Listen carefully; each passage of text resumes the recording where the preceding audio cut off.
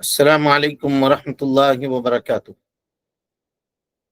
ان الحمد للہ نحمده ونستعینه ونستغفره ونعوذ باللہ من شرور انفسنا ومن سیئات اعمالنا من يهده الله فلا مضل له ومن يضلل فلا هادي له واشهد ان لا اله الا الله وحده لا شريك له واشهد ان محمدا عبده ورسوله اما بعد فان خير الحديث كتاب الله وخير الهدي هدي محمد صلى الله عليه وسلم وشر الأمور محدثاتها وكل محدثة بدعة وكل بدعة ضلالة وكل ضلالة في النار۔ محترم حاضرین، سامعین و سامعات، ناظرین و ناظرات، کتاب الطہارہ کے اس درس میں آپ تمام حضرات کا خیر مقدم ہے۔ اللہ سبحانہ و تعالیٰ سے یہ دعا ہے کہ وہ ہم سب کے مل بیٹھنے کو قبول فرمائے، علم دین، علم نافع سیکھنے، اس کے مطابق عمل کرنے، اس کی دعوت عام کرنے اور اس راستے میں آنے والی مصیبتوں کے اوپر اللہ سبحانہ و تعالیٰ ہم سب کو صبر کی توفیق نصیب فرمائے۔ محترم حاضرین، کل کے درس میں وضو اور غسل میں کتنا پانی استعمال کرنا سنت ہے اور اللہ کے نبی جناب محمد رسول اللہ صلی اللہ علیہ وسلم کتنے پانی سے وضو اور کتنے پانی سے غسل کیا کرتے تھے، یہ تفصیلات آپ کے سامنے بیان کی گئی تھی۔ اس کے بعد مصنف رحمۃ اللہ علیہ کہتے ہیں کہ وضو اور غسل میں اسراف کرنا یہ مکروہ ہے، اسراف کرنا مکروہ ہے۔ لیکن اگر کوئی آدمی حاجت اور ضرورت محسوس کرے تو غسل میں ایک ساتھ سے زیادہ پانی استعمال کر سکتا ہے اور وضو میں ایک مد سے زیادہ پانی استعمال کر سکتا ہے، کیونکہ اللہ کے نبی صلی اللہ علیہ وسلم جیسا کہ حضرت انس رضی اللہ تعالی عنہ کہتے ہیں کہ نبی صلی اللہ علیہ وسلم سا سے لے کر کے 5 مد، تقریباً 5 مد یعنی سوا سا پانی سے غسل کیا کرتے تھے۔ اور اسی طرح سے اللہ کے نبی صلی اللہ علیہ وسلم ام المومنین حضرت عائشہ صدیقہ رضی اللہ عنہا کہتی ہیں کہ ہم اللہ کے نبی صلی اللہ علیہ وسلم کے ساتھ غسل کرتے تھے ایک برتن میں جس کو فرق کہتے ہیں، اور فرق جو ہے یہ 3 سا پانی کا برتن ہوتا ہے جس میں 3 سا پانی آتا ہو، تو تقریباً 1.5 سا اللہ کے نبی صلی اللہ علیہ وسلم کے لیے اور 1.5 سا ام المومنین حضرت عائشہ صدیقہ رضی اللہ عنہا کے لیے۔ تو پتہ چلا کہ آدمی کبھی کبھی کچھ زیادہ پانی بوقت ضرورت استعمال کر سکتا ہے، لیکن بغیر حاجت کے، بغیر ضرورت کے اسراف کرنا یہ جائز اور درست نہیں ہے، بلکہ علماء کے صحیح قول کے مطابق یہ حرام ہے۔ کہا کیوں حرام ہے؟ اس لیے کہ یہ اللہ کے نبی صلی اللہ علیہ وسلم کی سنت کے مخالف ہے، سنت کے مخالف ہے کہ اللہ کے نبی صلی اللہ علیہ وسلم حاجت سے زیادہ پانی کا استعمال نہیں کیا کرتے تھے۔ اور اس سلسلے میں حدیثوں کا ذکر کیا ہے فقہا نے، کہتے ہیں کہ اللہ کے نبی صلی اللہ علیہ وسلم حضرت سعد بن ابی وقاص رضی اللہ تعالیٰ عنہ کے پاس سے گزرے، وہ وضو کر رہے تھے۔ آپ نے کہا ما ھذا السرف یا سعد، سعد یہ کیا اسراف ہے؟ تو انہوں نے کہا، حضرت سعد بن ابی وقاص رضی اللہ تعالیٰ عنہ نے، افی الوضوء اسراف یا رسول اللہ، اللہ کے نبی صلی اللہ علیہ وسلم کیا وضو کرنے میں بھی اسراف ہے؟ تو آپ صلی اللہ علیہ وسلم نے فرمایا نعم، وضو کرنے میں بھی اسراف ہے، وَإِن كُنْتَ عَلَى نَهْرٍ جَارٍ، اگرچہ تو بہتے ہوئے پانی کے پاس ہی کیوں نہ ہو، یعنی تمہارے پاس پانی کی فراوانی ہو، نہر جاری ہے، اس پر بیٹھ کے وضو کر رہے ہو، تب بھی اس میں اسراف ہے۔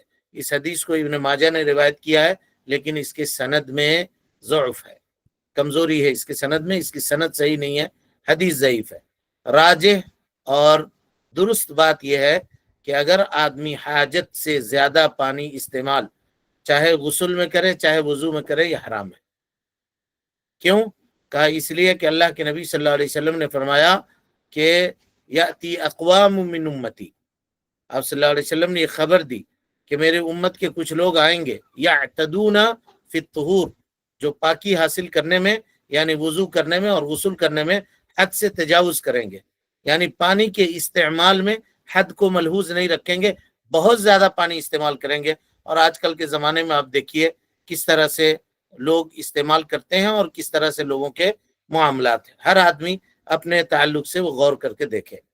تو اللہ کے نبی صلی اللہ علیہ وسلم کا یہ کہنا کہ امت کے کچھ افراد ایسے آنے والے ہیں جو پاکی حاصل کرنے میں حد سے تجاوز کریں گے، یہ مذمت کے طور پہ اللہ کے نبی صلی اللہ علیہ وسلم نے بیان کیا۔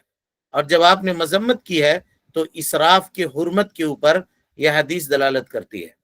اسی طرح سے فقہا نے کہا ہے کہ تحریم اس وقت اور موقد ہو جاتی ہے، یعنی اور زیادہ معاملہ حرام اور اشد حرام ہو جاتا ہے۔ کب؟ جب آدمی وضو وغیرہ مسجد کے پانی سے کر رہا ہو، کیونکہ مسجد کا پانی وقف ہوتا ہے، ہر ایک کے استعمال کے لیے ہوتا ہے۔ بعض لوگوں کو آپ دیکھیے گا گھر میں اگر کرتے ہیں تو تھوڑا بہت پانی کو بچاتے بھی ہیں، لیکن اگر مسجد کے پانی سے وضو کر رہے ہیں یا کہیں اور کے پانی سے وضو کر رہے ہیں یا غسل کر رہے ہیں تو اس پہ خیال نہیں رکھتے، نل کھولے ہوئے ہیں، ایک دوسرے سے بات چیت کر رہے ہیں۔ یہ بہت زیادہ یعنی گناہ کا کام ہے۔ کیوں؟ کیونکہ اس پانی کو مسجد میں اس لیے نہیں رکھا گیا کہ آپ اس کو بہائیں، ایک تو آپ استعمال بھی نہیں کر رہے ہیں، ویسے ہی نل کھول کے چھوڑے ہوئے ہیں، دوست سے گفتگو کر رہے ہیں، ہاں یہ کر رہے ہیں، نل کھولے ہوئے ہیں، فون پر بات چیت کر رہے ہیں اور پانی جا رہا ہے، پانی بہ رہا ہے۔ یہ جائز اور درست نہیں ہے۔ خاص طور پہ لوگوں کی حالت آپ دیکھیے مساجد وغیرہ میں تو اسی طرح ہوتی ہے، نل کو وضو کرنے کے بعد بند بھی نہیں کرتے، ویسے ہی کھول کر کے لوگ چلے جاتے ہیں۔ تو چاہے آدمی گھر میں استعمال کر رہا ہو چاہے مسجد میں استعمال کر رہا ہو، گھر میں بھی اگر کوئی آدمی ضرورت سے زیادہ پانی استعمال کرتا ہے تو یہ حرام ہے۔ وہ یہ نہ کہے کہ بھائی ہم قیمت ادا کرتے ہیں، ہم دیتے ہیں، پانی کا بل ہم ادا کر رہے ہیں، پھر ہمارے لیے کیا معاملہ ہے؟ آپ کے لیے معاملہ ہے۔ پانی اللہ تعالیٰ کی نعمت ہے، اس کو یوں ہی کوئی آدمی ضائع نہیں کر سکتا، یوں ہی کوئی آدمی بہا نہیں سکتا۔ جہاں پانی نہیں ہے وہاں جا کر کے اس کی قدر و قیمت کو سمجھیے اور اس کی قدر و قیمت دیکھیے۔ اسی ہندوستان میں راجستھان وغیرہ کے علاقے میں آپ جا کر کے دیکھیے، 20 کلومیٹر 25 کلومیٹر چل کر کے لوگ پانی لے کر کے آتے ہیں، وہاں پانی کی قیمت سمجھیے۔ یہاں اللہ تعالیٰ نے یہ فراوانی کی ہے کہ آدمی بور کر کے اور سمرسیبل وغیرہ لگا کر کے پانی کھینچ لیتا ہے، تو جیسا چاہ رہا ہے ویسا استعمال کر رہا ہے۔ اللہ سبحانہ و تعالیٰ اس کا حساب لے گا قیامت کے دن، اگرچہ آدمی وضو کرنے کے لیے ہی ایکسٹرا اور زیادہ پانی کیوں نہ بہایا ہو۔ یہ بہت مذموم صفت ہے، نعمت کا ضائع کرنا، خاص طور پہ ایسی چیزوں میں جس میں کوئی فائدہ نہیں ہو، یہ حرام ہے، مذموم ہے۔ اور اگر وہ پانی وقف کا پانی ہو، جیسے مسجد کا پانی یا کہیں اور کا پانی جو سب کے استعمال کے لیے ہے، ریلوے اسٹیشن وغیرہ پہ، ایئرپورٹ پہ، سب کے استعمال کے لیے پانی ہے وہ، اور کوئی آدمی جا رہا ہے وہاں نل کھول کر کے چلا گیا، بہ رہا ہے پانی تو بہ رہا ہے، اس کو صحیح سے اس کا نل بند بھی نہیں کرتا ہے، تو مسلمان کو چاہیے کہ ان جیسے معاملات کے اوپر خیال رکھے اور ان چھوٹی چھوٹی باتوں کے اوپر بھی وہ توجہ دے۔ اس کے بعد اب ایک سوال یہ پیدا ہوتا ہے کہ اللہ کے نبی جناب محمد رسول اللہ صلی اللہ علیہ وسلم نے ایک سا سے غسل کیا ہے، تو کیا غسل میں ایک سا ہی استعمال کیا جا سکتا ہے؟ اس سے کم استعمال کرے تو حاجت کے وقت زیادہ استعمال کر سکتا ہے، یہ بات تو ہو گئی، لیکن اگر کم استعمال کرے تو کیا اسباغ ہوگا یا نہیں ہوگا؟ یعنی اگر کوئی آدمی ایک مد سے کم میں وضو کر لے تو کیا یہ کہا جا سکتا ہے کہ تمہارا وضو نہیں ہوا؟ کیونکہ اللہ کے نبی صلی اللہ علیہ وسلم ایک مد میں وضو کرتے تھے۔ اور کوئی آدمی اگر ایک سا سے کم پانی میں غسل کر لے تو کیا یہ کہا جائے گا کہ تمہارا غسل نہیں ہوا؟ کیونکہ اللہ کے نبی صلی اللہ علیہ وسلم ایک سا سے غسل کیا کرتے تھے۔ یہ ہے سوال۔ تو کہا کہ یہ کہنا درست نہیں ہے کہ اگر آدمی ایک سا سے کم پہ غسل کر رہا ہے، کم پانی سے، اور جو مطلوب ہے پورے جسم کو پانی بہانا، اگر وہ چیز حاصل ہے تو اس کا غسل ہو گیا۔ اللہ کے نبی صلی اللہ علیہ وسلم سے ایک سا پانی سے غسل کرنا ثابت ہے، اور ایک سا سے کم پانی سے بھی غسل کرنا ثابت ہے، اور آپ صلی اللہ علیہ وسلم سے ایک مد پانی سے وضو کرنا ثابت ہے، تو ایک مد سے کم پانی سے بھی وضو کرنا آپ صلی اللہ علیہ وسلم سے ثابت ہے۔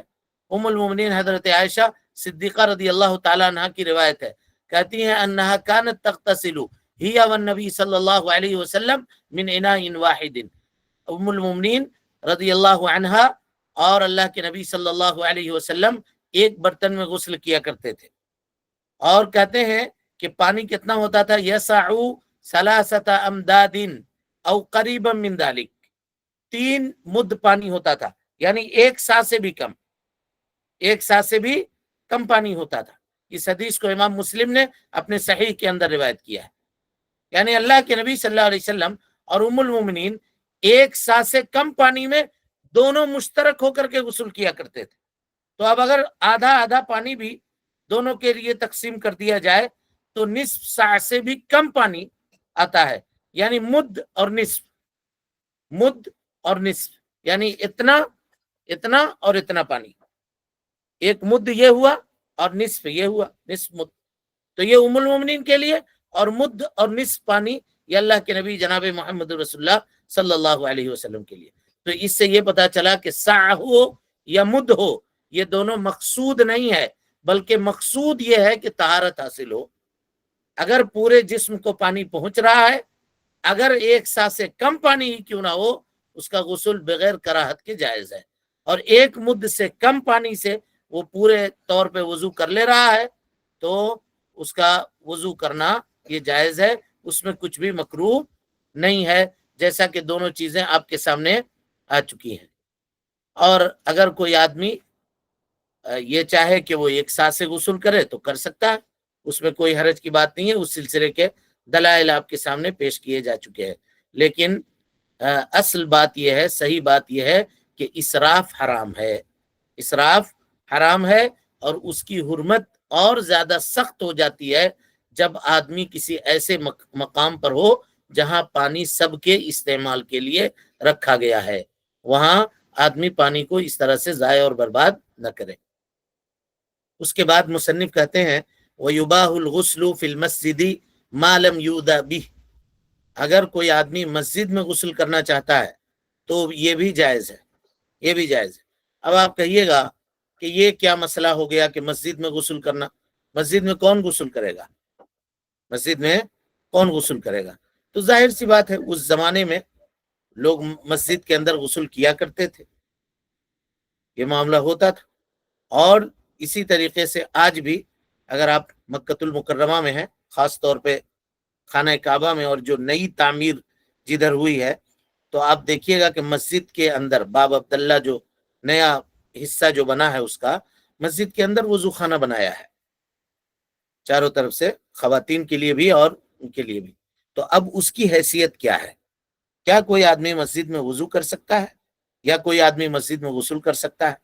अब एतकाफ में है कोई आदमी, वहीं पर मस्जिद के दरमियान में ही एस्केलेटर लगा करके अंडरग्राउंड में वो वजू खाना या इस तरह से गुस्ल खाना बना दिया गया है। तो अब कोई आदमी वहां जाकर के गुस्ल करना चाहे तो क्या कर सकता है या नहीं कर सकता है, ये सवाल है। तो उसी पर फुक़हा ने ये बाब कायम किया है, कहते हैं कि मस्जिद में गुस्ल करना ये मुबाह है अगर उससे किसी को ईजा ना पहुंचती हो। फुक़हा कहते हैं, उलमा का इस बात के ऊपर इत्तेफाक है कि मस्जिद में गुस्ल करना जायज है, लेकिन 2 शुरूत हैं उसके।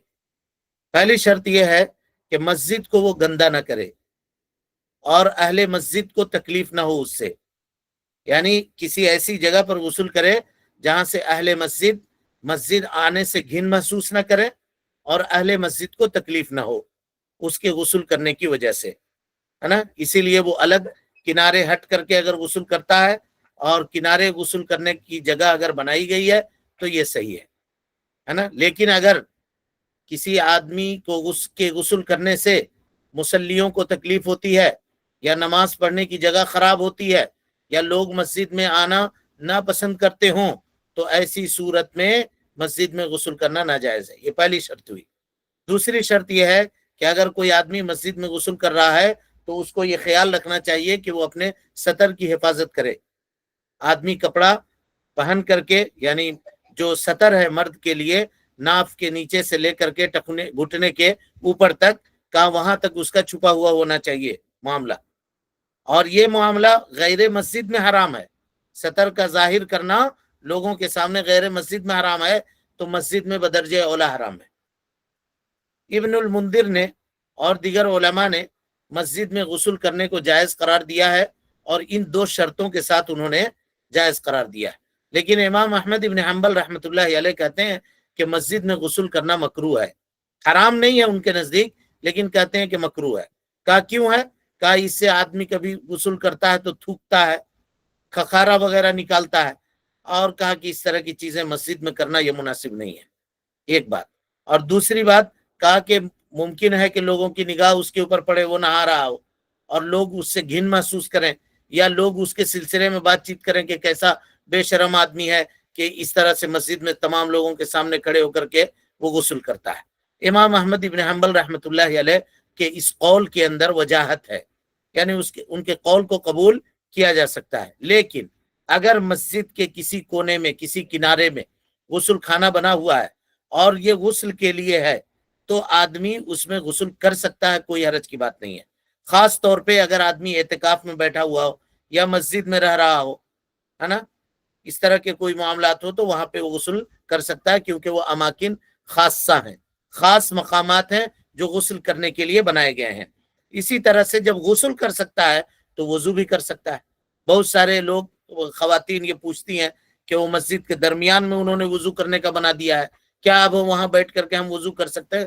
بالکل کر سکتے ہیں، کوئی حرج کی بات نہیں ہے۔ اب کسی کا اگر وضو ٹوٹ جائے تو کوئی ضروری نہیں ہے کہ وہاں سے نکل کر کے مسجد کے باہر جائے، حمام جائے اور وہاں سے وضو کر کے واپس آئے، یہ ضروری نہیں ہے۔ اگر سامنے وہاں پہ بنا ہوا ہے تو یہ، اور یہ مسائل کی ضرورت کب پڑتی ہے؟ دیکھیے، جب حج وغیرہ میں ہم لوگ مسجد نمرہ کے اندر ہوا کرتے تھے، تو مسجد نمرہ کا معاملہ یہ ہوتا ہے کہ صبح کے وقت اس کے گیٹ کھلے ہوئے ہوتے ہیں، جو آدمی صبح صبح اس میں چلا گیا 9 بجے، 10 بجے، 11 بجے، زیادہ سے زیادہ 10 سے 10:30 کے درمیان، تو وہ اندر چلا جائے گا۔ اور ایک مرتبہ اگر آپ اندر چلے گئے تو اور باہر نکل کر کے آئے تو پھر وہاں تک نہیں پہنچ سکتے ہیں، یہ مسئلہ ہوتا ہے۔ اب اندر آپ ہیں، اب وضو آپ کا ٹوٹ گیا، اب کیا کیجیے گا؟ پانی کے بوتل وغیرہ ہوتے ہیں، لوگ پولیتھین رکھتے ہیں اپنے ساتھ، تو پولیتھین میں اسی پر وضو کیا اور اس کا جو پانی ہے وہ پولیتھین پہ گرایا سارا پانی، اور اس پولیتھین کو باندھ کر کے، جو پلاسٹک ہے اس کو باندھ کر کے رکھ دیا سامنے۔ جب آپ نکلنے لگے پھر عصر کے بعد، جب مسجد سے نکلنے کا معاملہ آیا کہ چلو اب ذرا باہر چلتے ہیں اور کھلے میں ذرا دعا کریں گے، اور اس کے بعد یہ اب آخری وقت ہے عرفہ کا، اب یہاں سے عرفہ سے نکلنا ہے، تو مسجد سے لوگ دھیرے دھیرے نکلنا شروع کرتے ہیں، حدود کے اندر ہی رہتے ہیں، تو اب وہ پانی آپ لے کر کے گئے اور جو ڈسٹ بین وغیرہ بنا ہوا ہے وہاں لے جا کر کے ڈال دیا۔ مسجد کے اندر ڈسٹ بین بھی رکھے ہوئے ہیں، اگر آپ اس کے قریب ہیں تو ڈسٹ بین پہ جا کر کے آپ وضو کر سکتے ہیں۔ تو اب اس میں کسی کو کراہت نہیں محسوس ہونی چاہیے، یہ نہیں سوچنا چاہیے کہ کیسا آدمی ہے، دیکھو اب یہ مسجد میں وضو کرنا لگا، کیونکہ کچھ ہندوستان وغیرہ سے جو لوگ جاتے ہیں عربوں کو دیکھتے ہیں ایسا کرتا ہوا، کیونکہ ان کے پاس علم ہے، علماء ہیں، ان کے مساجد میں یہ چیزیں پڑھائی جاتی ہیں، وہ لوگ علماء کے سامنے زانو تنبس طے کرتے ہیں، مسائل کو سمجھتے ہیں، ان کو علم گہرا ہے، تو وہ اپنے معاملات کرتے ہیں۔ لیکن یہاں دیکھیے، اب ان کو معلوم نہیں تو وہ گالی، کہا کہ ان کو تہذیب نہیں ہے، تمدن نہیں ہے، دیکھا وہیں پر بیٹھا ہوا ہے، حج کرنے کے لیے آیا، مسجد میں وضو شروع کر دیا، مسجد میں وضو شروع کر دیا۔ اسی طریقے سے ہم نے کئی مرتبہ دیکھا کہ کچھ لوگ جو یہاں حج کے لیے جاتے ہیں، امام کے ساتھ نماز پڑھ رہے ہیں، درمیان سب سے اگر کوئی گزر رہا ہے تو اس کو روکتے ہیں۔ اب وہ نماز میں کہہ رہا ہے، سامنے جو عربی ہے گزرتا ہو، یا اخی تفقہ فی الدین، دین کی فقاہت حاصل کرو، سترۃ الامام سترۃ المصلی، امام کا سترہ مصلی کا سترہ ہے، ہم کو ادھر سے گزرنے دو، لیکن کاہے اس کو گزرنے دیں گے؟ حاجی صاحب ایک دم آڑ بنا کر کے کھڑے ہو گئے کہ ہمارے سامنے سے مت گزریے۔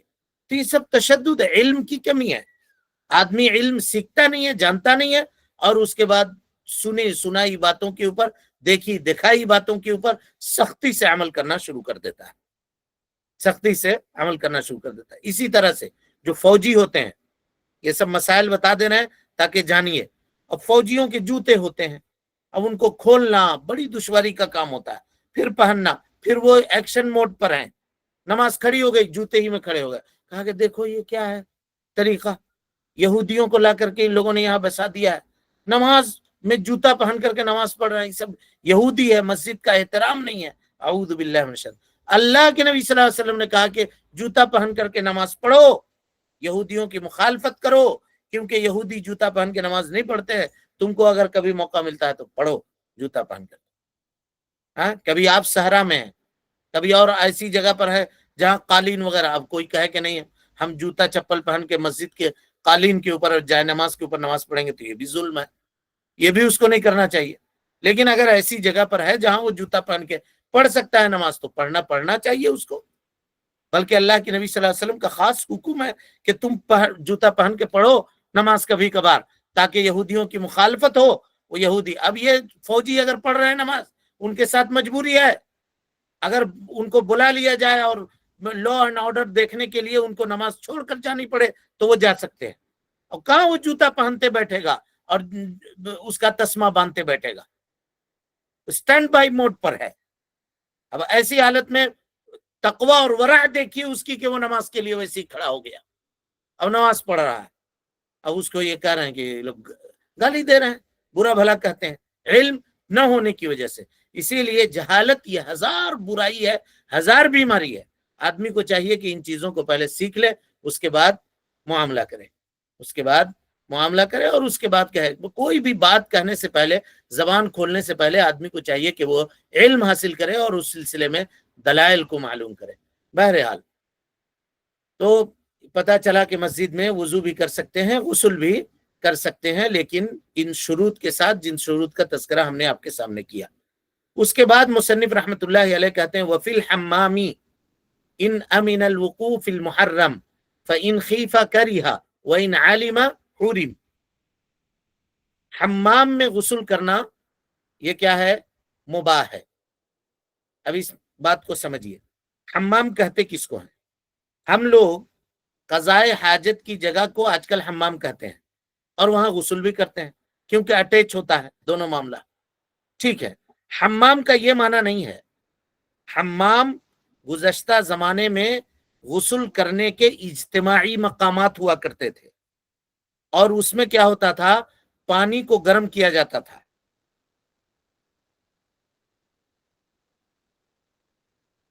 دستیاب ہوتا تھا، اور لوگوں کے لگاتار گرم پانی سے غسل کرنے کی وجہ سے بھاپ پورے گھر میں پھیلا ہوا ہوتا تھا، جس کی وجہ سے وہ جگہ گرم ہو جایا کرتی تھی، وہ جگہ گرم ہو جاتی تھی، تو لوگ وہاں جاتے تھے غسل کرنے کے لیے۔ حمام سے وہ مراد ہے، حمام حمیم سے ہے جہاں گرم پانی دستیاب ہو۔ اب اگر کوئی آدمی اپنے گھر میں حمام بناتا ہے اپنے یوز کے لیے، اپنے استعمال کے لیے، جیسے ہم لوگوں کے گھر میں گیزر لگے ہوئے ہیں، گرم پانی آ رہا ہے، حمام ہے یہ، گرم پانی دستیاب ہے وہاں، تو اب اس میں وہ غسل کرے، خواتین غسل کریں، کر سکتی ہیں، کوئی حرج کی بات نہیں ہے۔ لیکن اگر ایسا حمام ہے جو عام لوگوں کے استعمال کے لیے بنایا گیا ہے، جہاں گرم پانی بھیجا جاتا ہے اور عام لوگ اس میں غسل کیا کرتے ہیں، مصنف رحمت اللہ علیہ اس سلسلے میں یہ بات بیان کر رہے ہیں کہ اگر کوئی حمام گھر کے باہر ہے اور عام لوگوں کے غسل کے لیے بنایا گیا ہے، لوگ اس کو کرائے پر لیتے ہیں اور غسل کرتے ہیں وہاں جا کر کے، تو اگر اس میں ہر ایک کے لیے الگ الگ کمرہ بنا ہوا ہے، اس کے الگ دروازے ہیں، اس میں اندر جا کے آدمی بند ہو جائے اور غسل کرے، تو اس میں کوئی حرج کی بات نہیں ہے، چاہے مرد غسل کر رہا ہو یا خاتون غسل کر رہی ہو، کوئی حرج کی بات نہیں ہے۔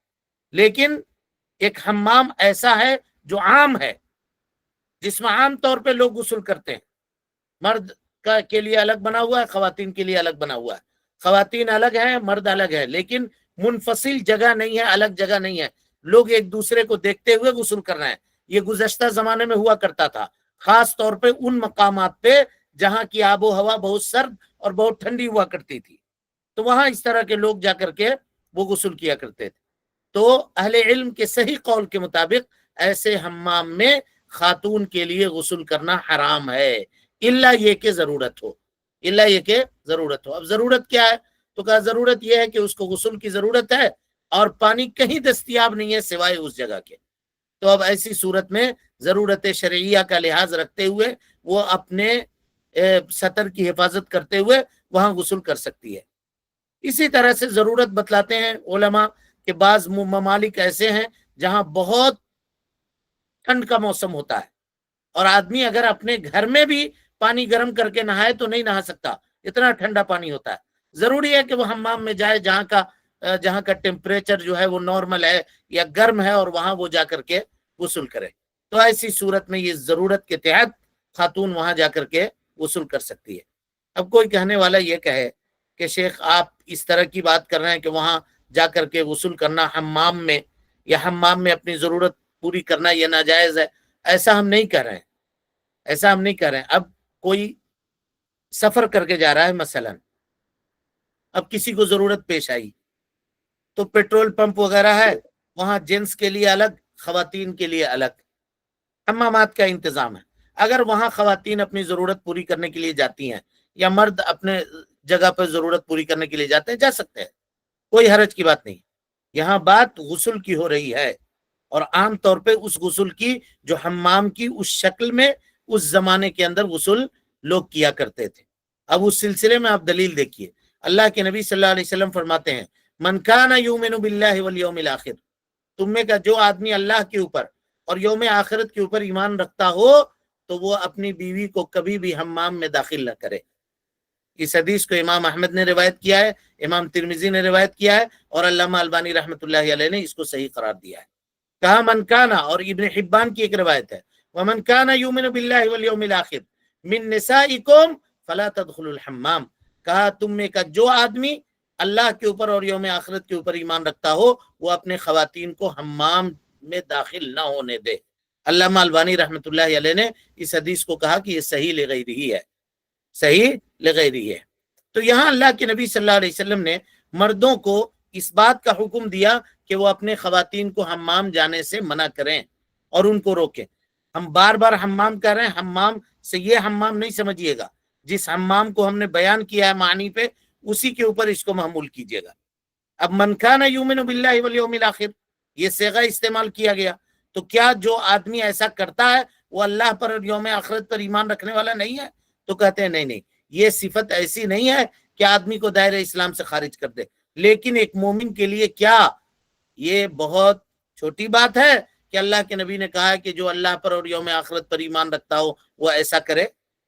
لہذا انسان کو اپنے خواتین کو حمام میں داخل ہونے سے روکنا چاہیے. ام المومنین حضرت عائشہ صدیقہ رضی اللہ عنہ کے پاس ملک شام سے کچھ خواتین آئی. شام کا جو ملک ہے نا جی، سیریا کا، بہت ٹھنڈ ملک ہے، یہ بہت سردی ہوتی ہے. ابھی ان دنوں میں جب وہاں کی لڑائیاں چل رہی تھی تو آپ لوگوں نے دیکھا ہوگا کہ کیمپوں پہ جو بچے سو رہے تھے وہ صبح کو فریز ہو جاتے تھے، یعنی انتقال ہو جاتے تھے اور جم جاتے تھے، اکڑ جاتے تھے. اللہ تعالی محفوظ رکھے اور مصیبتوں کو امت مسلمہ سے دور فرمائے. بہرحال تو کہا کہ خواتین کچھ آئیں ہمس سے، ملک شام سے، سیریا سے. کن کے پاس؟ ام المومنین حضرت عائشہ صدیقہ رضی اللہ عنہ کے پاس. تو ام المومنین نے کہا انتن اللاتی يدخلن نساءکن الحمام، کہا تم ہی لوگ ہو کہ تمہاری عورتیں حمام میں داخل ہوتی ہیں. سمعت رسول اللہ صلی اللہ علیہ وسلم یقول، ام المومنین کہہ رہی ہیں میں نے اللہ کے نبی صلی اللہ علیہ وسلم سے یہ کہتے ہوئے سنا ہے ما من امرأۃ تضع ثيابها فی غیر بیت زوجها، کوئی بھی خاتون جو اپنے کپڑے کو اپنے شوہر کے گھر کے علاوہ اتارتی ہے الا ہتکت الستر بینہا و بین ربہا، کہ وہ اپنے اور اپنے رب کے درمیان کے پردے کو چاک کر دیتی ہے، پھاڑ دیتی ہے، اس کو پامال کر دیتی ہے. اس حدیث کو امام ابو داؤد نے، امام ترمذی نے، امام ماجہ نے، ابن ماجہ نے روایت کیا ہے. علامہ امام ترمذی رحمۃ اللہ علیہ اس کو حسن کہتے ہیں اور علامہ البانی رحمۃ اللہ علیہ نے اس کو صحیح قرار دیا ہے. یہاں ام المومنین حضرت عائشہ صدیقہ رضی اللہ عنہ نے اللہ کے نبی صلی اللہ علیہ وسلم کے حدیث سے کیا سمجھا؟ یہی سمجھا کہ خاتون کے لیے حمام میں داخل ہو کر کے غسل کرنا یہ حرام ہے. حمام مدینے کے اندر معروف نہیں تھے، لیکن ہم نے بتلایا کہ وہ ملک جو گرم ٹھنڈ ملک تھے، ٹھنڈک جہاں پڑا کرتے ہو، بہت زیادہ ٹھنڈک پڑتی تھی، کہا وہاں کے لوگ اس طرح کے کام کیا کرتے تھے. تو ام المومنین حضرت عائشہ صدیقہ رضی اللہ عنہ نے اس طرح سے استدلال کیا اور کہا کہ خاتون کے لیے ناجائز ہے کہ وہ اپنے شوہر کے گھر کے علاوہ کہیں پہ اپنا کپڑا اتارے. تو اس سے علماء نے یہ کہا کہ ہاں اگر شوہر اجازت دے کہیں رہنے کی تو اس جگہ پہ وہ رہ سکتی ہے، کوئی حرج نہیں ہے. اگر خاتون میکے گئی ہے تو وہ شوہر کا گھر تو نہیں ہے، لیکن وہاں وہ اپنے کپڑے بدل سکتی ہے کیونکہ شوہر نے وہاں رہنے کا اجازت دیا ہے. اس طرح سے اس پہ ایک کلام اور علماء نے یہ کیا ہے کہ وہ خواتین جو مال وغیرہ میں جاتی ہیں اور ٹرائل روم میں جاتی ہیں وہاں کپڑے چیک کرنے کے لیے، دیکھنے کے لیے، کہا جائز نہیں ہے وہ، خاص طور پہ اس فتنے کے ماحول میں جہاں آدمی کی عزت و آبرو محفوظ نہیں ہے، تو کہا ایسی صورت میں ان جگہوں پہ جا کر کے کپڑا پہننے سے اور چیک کرنے سے اجتناب کرنا چاہیے خواتین کو خاص طور پہ۔ یہ بھی اس وعید کے اندر آئے گا کہ ما من امرات تضع ثيابها فی غیر بیت زوجها، کوئی بھی خاتون جو اپنے شوہر کے گھر کے علاوہ اپنا کپڑا اتارتی ہے الا حتقت الستر بینها وبین ربها، کہ اپنے اور اپنے رب کے درمیان کے پردے کو وہ چاک کر دیتی ہے، حرمت کو پامال کر دیتی ہے، اور اللہ کے نبی صلی اللہ علیہ وسلم نے اس کو حرام قرار دیا۔ لیکن شوہر اگر اجازت دیں، ہوٹل میں ٹھہری ہے خاتون، شوہر نے کہا ہے یا شوہر ساتھ ہیں، تو ایسی صورت میں وہ کر سکتی ہے، کوئی حرج کی بات نہیں ہے، وہاں پہ وہ غسل کر سکتی ہے، اپنے کپڑے بدل سکتی ہے، اس میں کوئی دقت کی بات نہیں ہے، کیونکہ وہ اگر اس پہ کرائے پہ مکان لیا ہے یا کرائے پہ ہوٹل کا کمرہ لیا ہے تو یہ اس کے شوہر کا کمرہ ہے۔ اس طرح سے فقہا نے یہ باتیں بیان کی ہیں۔ لہذا اس سے یہ پتا چلا کہ اس جیسے حمامات جو بنائے گئے ہیں، اور آج کل کے زمانے میں ان حمامات کا تصور تو نہیں ہے، لیکن پارلر وغیرہ میں یا اس طرح سے اسپا وغیرہ میں جہاں جا کر کے خواتین غسل کرتی ہیں یا بناؤ سنگار کے معاملات کرتی ہیں، ان تمام چیزوں کی حرمت اس کے اندر داخل ہوگی، خاص طور پہ جہاں پردے کا اہتمام اور پردے کا لحاظ نہ ہوتا ہو۔ تو آپ کہیے گا کہ ان چیزوں کے اس وقت بیان کرنے کا کیا فائدہ؟ تو اس زمانے میں جو چیزیں پائی جاتی تھیں بے حیائی کی، شریعت نے اس سے منع کیا ہے۔ تو اب ظاہر سی بات ہے کہ جب یہ چیزیں اس زمانے میں تو نہیں تھی، تو انہی مسائل کو ان کے اوپر قیاس کیا جائے گا۔ بقیہ تذکرہ پھر مردوں کے حمام میں داخل ہونے کا کیا حکم ہے، ہم آئندہ کے درس میں آپ کے سامنے بیان کریں گے، اور پھر کل کے درس میں غسل کے کامل کس کو کہیں گے اور غسل مجزی کس کو کہیں گے، ان دونوں کے اوصاف کا تذکرہ کریں گے۔ اللہ سبحانہ و تعالی سے دعا ہے کہ وہ ہم سب کو حسن عمل کی توفیق دے، ہم سب کی اصلاح فرمائے، نیکیوں کو قبول کرے، سیئات سے درگزر فرمائے، جب تک زندہ رکھے دین اسلام پہ زندہ رکھے، اور جب اٹھائے ایمان پہ اٹھائے۔ اقول قولی ھذا واستغفر اللہ لی ولکم ولسائر المسلمین من کل ذنب وخطیئۃ فاستغفروہ انہ کان للأوابین غفورا۔